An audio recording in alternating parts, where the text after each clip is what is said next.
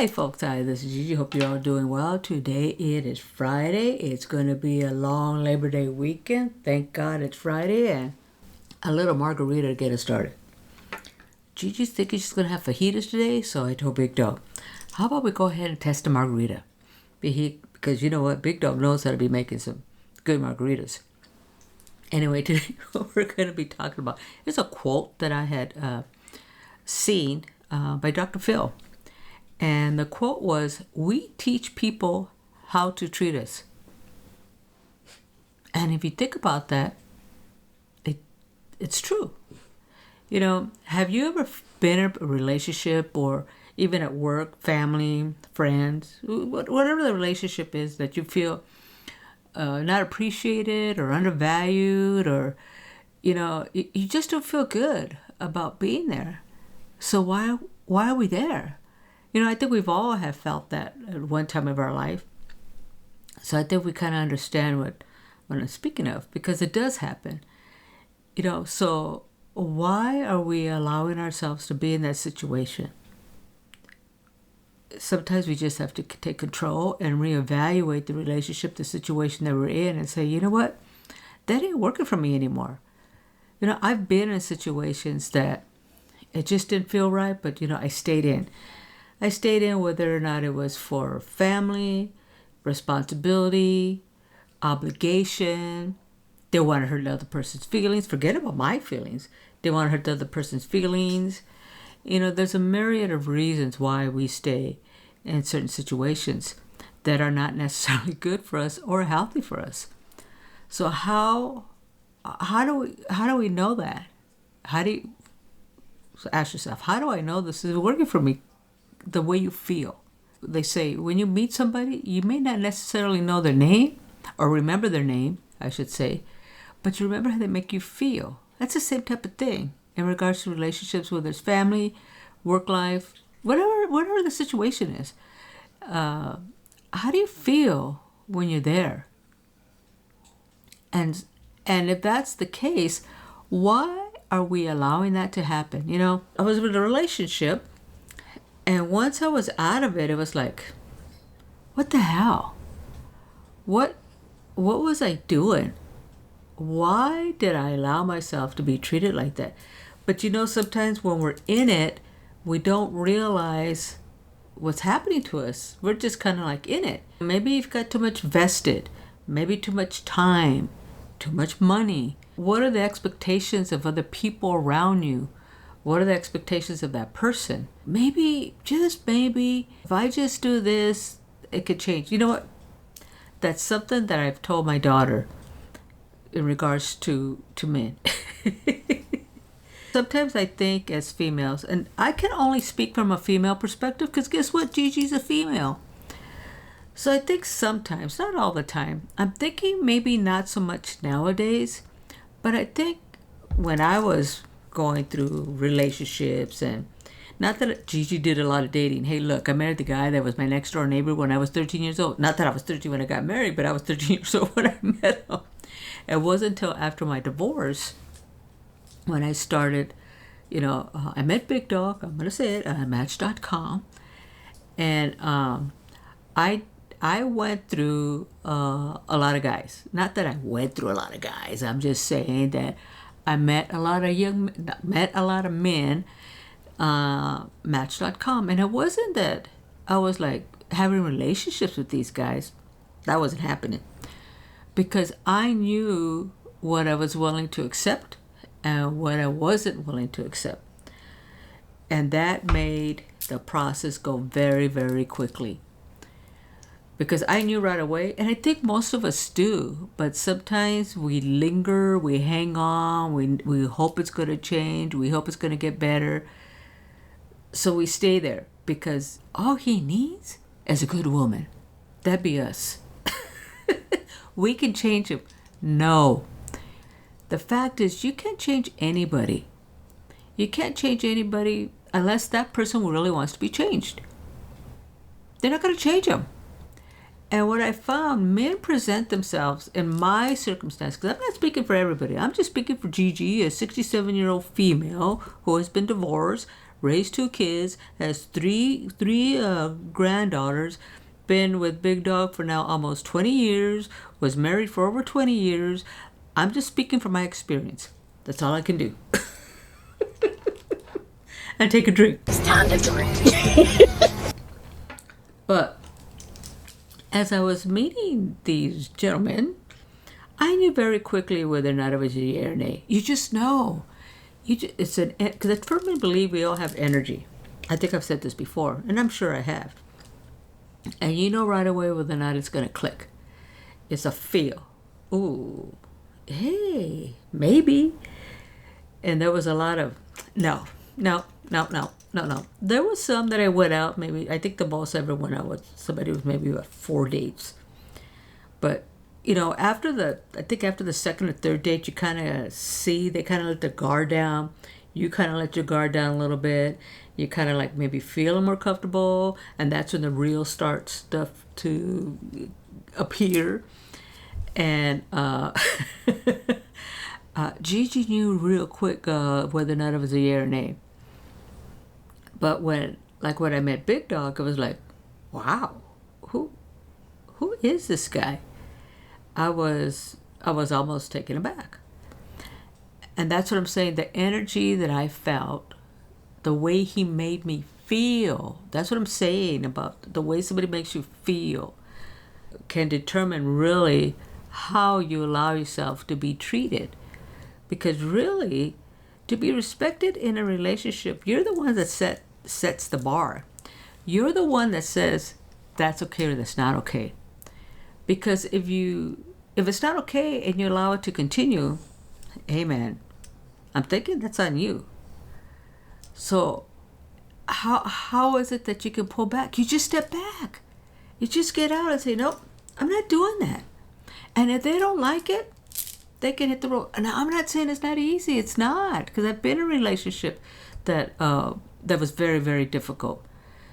But I was going to try to say, I think that's the first time I said it. Okay, now I'm going to start counting. But I think what happens is that things become familiar. So it gets harder to get out of a relationship that maybe's not really okay for us. That maybe, we allow ourselves to be disrespected. We silently say, oh, that's okay. They didn't mean it. No, they meant it. If they did it, they meant it. But sometimes it's hard to change. Sometimes it's hard to get out of a relationship. Maybe you got, like I said, financial obligations. You got family obligations. You've got kids. You got a house. You got a mortgage. You got a job. Whatever, all these things that keep us there. At the end of the day, there's nobody to blame but yourself. If we stay in that situation, we have nobody to blame but ourselves. Because, oh, he did it. No. I'm not saying that person isn't at fault as well. It's like the relationship I was in. I knew when I was told that it was going to change, when I was told, because that's really kind of what happened. When I was told I was going to get a divorce, I was like, what? I was like, are you kidding me? I was struck because obviously he was done. I just didn't know it. But if I was really honest with myself, I was probably done a long time ago. But what happened when you have kids, you got a mortgage, you got a job, you got obligations, you got responsibilities, you just gotta get through it. That's living in survival mode. And that's what I was living in. That wasn't healthy for me, nor was it healthy for him. And he got to a point that it was no longer working for him. Okay. So what I had to do is I had to catch up as to where he was at in this relationship. But that didn't mean it wasn't hard. That didn't mean that I didn't want that to happen, because I knew what was going to happen. The family was going to explode, and I knew who was going to get hit by all the, what do they call it, collateral damage? It was going to be the kids. I knew that. So as hard as it was, once I got out of it, I was like, wow. That's what I say. Sometimes we are in situations that we don't realize that we have allowed certain things to happen for us to be treated a certain way that ordinarily we probably wouldn't allow to happen. I wouldn't allow that to happen anymore. I know better now. I'm smarter now. I like to think, wiser, stronger. But no, that won't happen to me no more. So that's why I say, because I know when I first entered that relationship, all he needs is a good woman. No. Like I tell my daughter, no, a man's not going to change unless he wants to change. The way he comes on the first date, because remember, making impressions, that first time, that's the best. That's the very, very best. Now, if it gets better, it's because he wants to. He may want to because of you, but don't think you asking him is going to make it so. That's not the way it works. People will change because there's got to be a shift within them that wants them to change. Because if they just change and they're just going through the motions, then it's fake. It's not real. I need a drink. I'm getting parched. So you have to realize that. Don't stay in a situation where you're not respected. Don't stay in a relationship where you're not valued. And the sooner you get out of it, the better you're going to be for it. Because no matter what, it's going to be pain and discomfort. But that's all part of living. That's all part of life. Nobody says, like I've said before, we don't get out of here, unscathed. In order to have growth, in order to realize gratitude, there's got to be a little pain, a little discomfort. Because then how do we learn how to appreciate? How do we learn resilience? How do we learn that unless we've fallen a few times? Oh, number 2. I've watched crazy stuff going on right now. As I watch the news, and I think of these kids out of Minnesota. Little ones.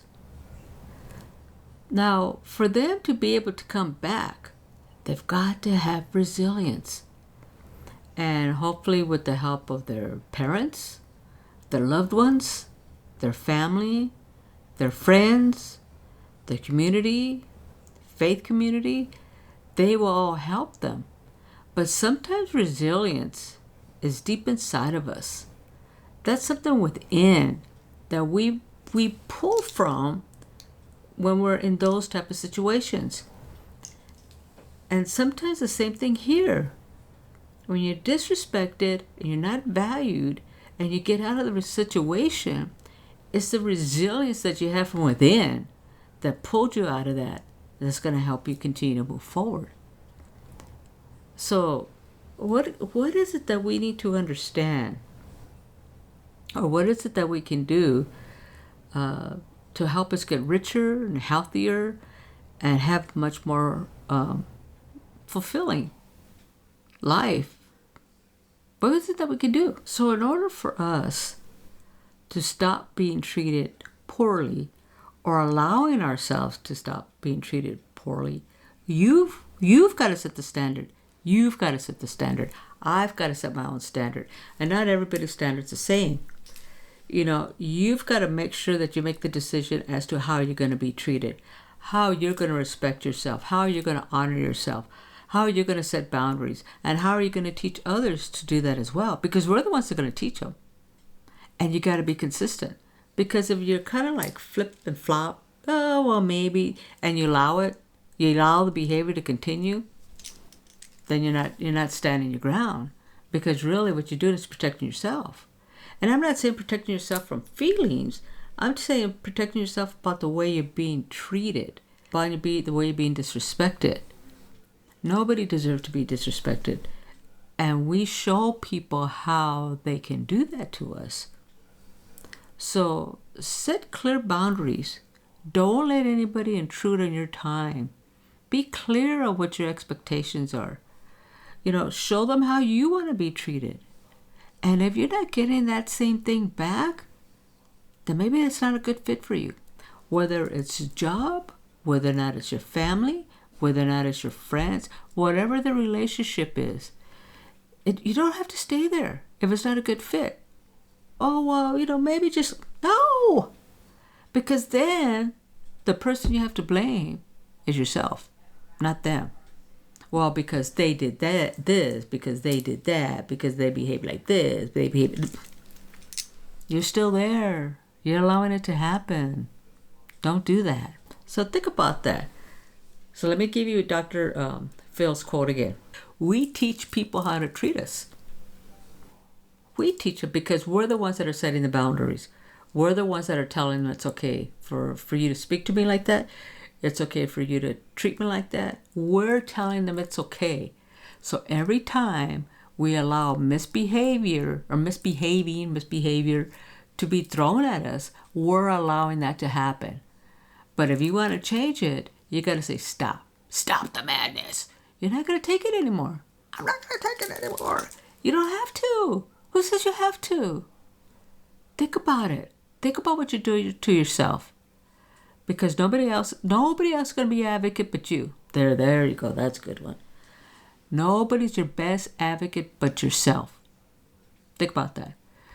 I know sometimes that we advocate for our kids. We advocate for a friend. We're advocates for all types of propositions and communities. But when was the last time you were an advocate for yourself?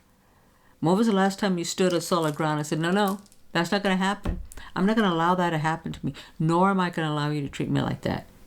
When was the last time you did that? Be mindful of that.